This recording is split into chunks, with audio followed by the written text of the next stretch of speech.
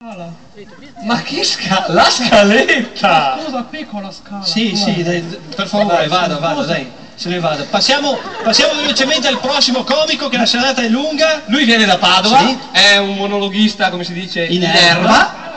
Dalle battute... Io non faccio altro che presentarlo, signori e signori, Andrea Pinotto! Salve, buonasera, salve.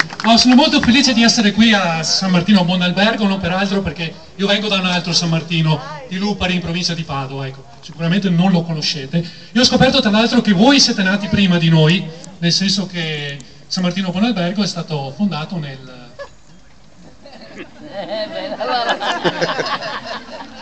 Vabbè, non è a scuola, non vi boccio, tranquilli. Comunque nel 1146, lo so perché oggi pomeriggio ho trovato uno che era dell'epoca. Tipo simpatico anche per essere uno zombie. Ecco, io sono un comico, ma ho un piccolo problema, cioè già essere comici è un problema, perché i comici non è che abbiano tutto questo, nella scala sociale non è che siano visti molto bene, ecco. Di solito come gerarchia c'è spacciatore, stupratore, comico.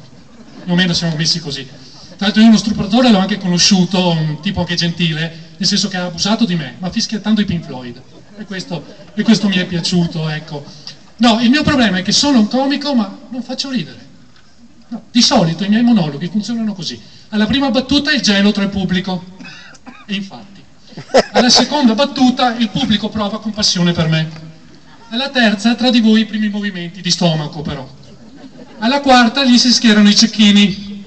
Ecco, per cui se volete salva la mia vita, vi prego, fatemi un favore, ridete.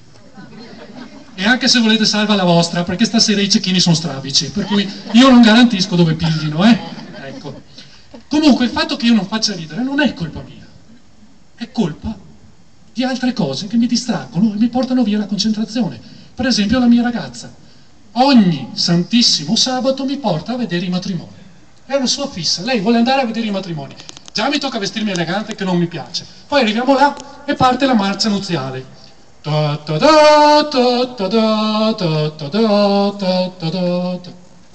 Sì, è l'inno sovietico, si sposavano due comunisti, è colpa mia. Che tra l'altro loro non lo chiamano neanche matrimonio, la chiamano autogestione, è una cosa tutta loro, insomma, ecco. Al passaggio della sposa in abito bianco, lei si paralizza, è ipnotizzata, la valletta ideale per Giucca Scasella. Le passi uno specchietto sotto al naso, non si appanna nemmeno, non sta neanche respirando. E io, mentre sono lì che sto raccogliendo i cocci dei miei maroni in giro, lei si rianima e mi fa con quella sua vocina: tesorino, amorino, dolcino, cretino. Cretino? Scusa l'abitudine. Ecco, cosa ne diresti se noi due tra qualche anno fossimo lì, su quell'altare, tu vestito elegante, io in abito bianco, al che io mi precipito fuori dalla chiesa, lei mi segue al passo urlando come un'ossessa, trovo il primo vigile che vedo e gli dico: voglio sporgere denuncia. Contro chi? La qui presente, perché? Per minacce, no? Amore, grazie. Ma amore, prima o poi noi due ci dovremmo un po' sposare, no? Scriva minacce aggravate, per favore, grazie. Ecco, e questi sono i motivi per cui io non riesco a far ridere, perché mi distraggono. Lei, per esempio, in casa non fa nulla, devo fare tutto io, devo pulire, rassettare, riordinare, e la sera vorrebbe pure strizzarmi le palle che ne esca il Cabernet. Non succede, ecco, e fa male oltretutto, ecco, e oltretutto mi manda anche a fare la spesa. Ecco, io odio fare la spesa, lo odio perché ci sono le raccolte punti. Le fate voi le raccolte punti?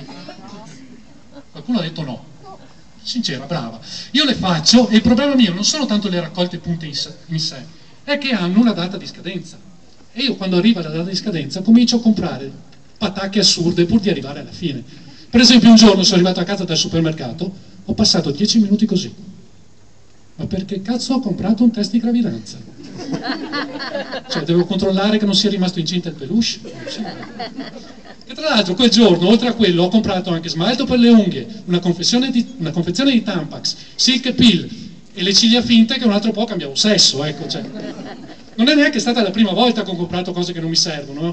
Una volta sono uscito dal supermercato che avevo i ciappi, la forbicina per tenere a posto il pelo del barboncino, il collare antipulci, che uno dice, vabbè, hai il cane ordinato, ma io non ho un cane. Io ho 2 coccolite. Cioè, quanto cazzo mi dura quel Ciappi adesso? 6 anni? Con l'aria antipucci quello no, lo tengo io che non si sa mai. Così, grazie a queste patacche, riesco a concludere la mia raccolta punti, finalmente. Entro nel supermercato tutto felice di aver finito, no? E appena entro sento questo annuncio. Il bambino che si è smarrito al reparto surgelati scade il 12/06/2013. Cade, cioè, vabbè che i genitori erano quasi un anno per ritrovarlo, ma cioè, io a scanso di equivoci non compro più gli affettati, che non si sa mai. Ecco, io con questa mia bella cartolina e il mio carrellino mi avvio verso la cassa, stando attento a non cozzare contro i carrelli degli altri clienti, perché se fai un incidente ti tolgono 2 punti, non la finisci più quella cazzo di raccolta.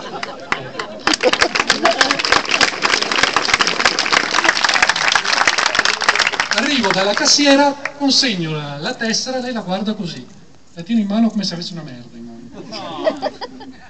E io gli dico, cosa posso avere con questi punti? E lei fa,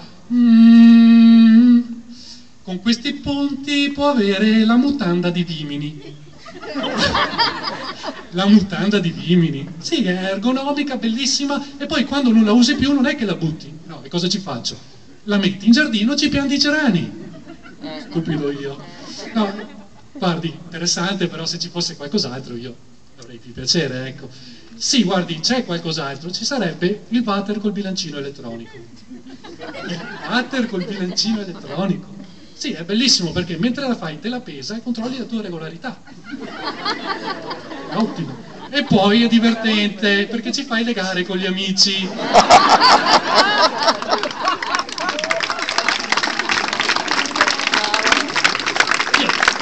Io mi stavo un po' alterando perché avevo comprato tutte quelle patacche, volevo qualcosa di più utile. Le faccio, signorina, mi dia qualcosa che mi serva veramente. Lei mi fa, ci sarebbe questo flacconcino per fare le bolle di sapone. Beh, è costato un filino tanto, però così torno bambino. Adesso vado nel parcheggio e faccio bolle di sapone dappertutto. Lei mi guarda e mi fa, no, non bolle di sapone, hai capito male. Bolle su tutto il corpo, nel senso che qui dentro c'è il virus del vaiolo. Appena lei lo apre si riempie di pustole. Ci sarebbe qualcosa in alternativa? Beh, in alternativa c'è tutta la discografia di Tiziano Ferro. Oh, io mi sono tenuto il vaiolo. Mi sono tenuto il vaiolo. E questi sono i motivi legati alla mia ragazza per cui non faccio ridere. Poi c'è anche un motivo legato all'età, quando cresci, arrivi nell'età adulta, cominci a farti le grandi domande. Chi siamo, da dove veniamo, dove andiamo e soprattutto, cosa fa la Pellegrini quando non nuota?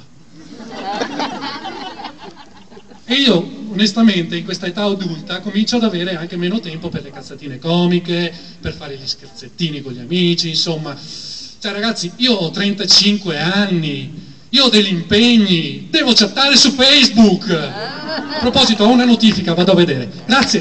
Ciao. Era Andrea Pilotto! Andrea Pilotto, da Padova. Bene, direi di proseguire